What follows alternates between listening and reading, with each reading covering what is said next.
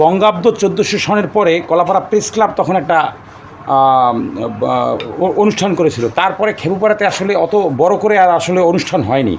তো আমরা এবার আমাদের এই যে পহেলা বৈশাখ বা বর্ষবরণ যে অনুষ্ঠান আমরা করব রংধনু থেকে, এখানে আমরা বিভিন্ন ধরনের যে আমাদের বনের রাজা বাঘ, তারপরে মাছের রাজা ইলিশ, তারপর পেঁচা, এগুলোকে আমরা শো করব। তারপরে আমাদের দক্ষিণ অঞ্চলের একটা ছিল বর্ষার দিনে চাষিরা কৃষকরা জোংরা ব্যবহার করতো, সেই জোংরাটা আমরা এখানে আনতেছি। তারপরে কিছু মুকুট আনতেছি যে বিভিন্ন রাজাবাদশারা মাথায় পড়তো।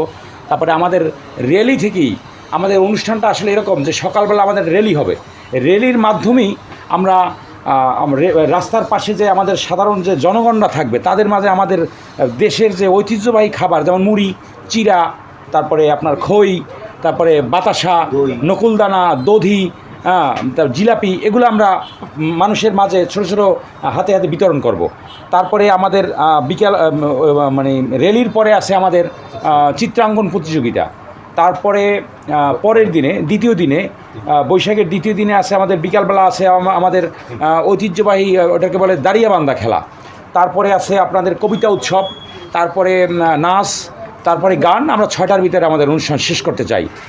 আমাদের সাথে আমাদের এই যে খেপুপাড়ার বিভিন্ন শ্রেণী পেশার মানুষরা থাকবে, বাচ্চারা থাকবে, আমাদের বাচ্চারা থাকবে। আমাদের এই মানে র্যালির মাধ্যমে, আমাদের এই রংধনুর অনুষ্ঠানের মাধ্যমে আমরা আমাদের যে নেক্সট প্রজন্ম এদের মাঝে এই বাংলার ঐতিহ্যকে তুলে ধরতে চাই।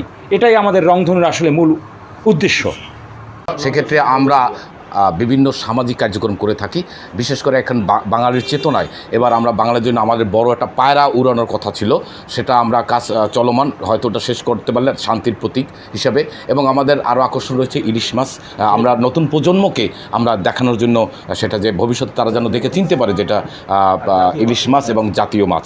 এবং এছাড়া আমাদের রংধনুতে রয়েছে পেঁচা এবং রয়েছে বাঘের মুখাকৃতি এবং রয়েছে বিভিন্ন ধরনের মুকুট এবং বিভিন্ন সাজসজ্জা।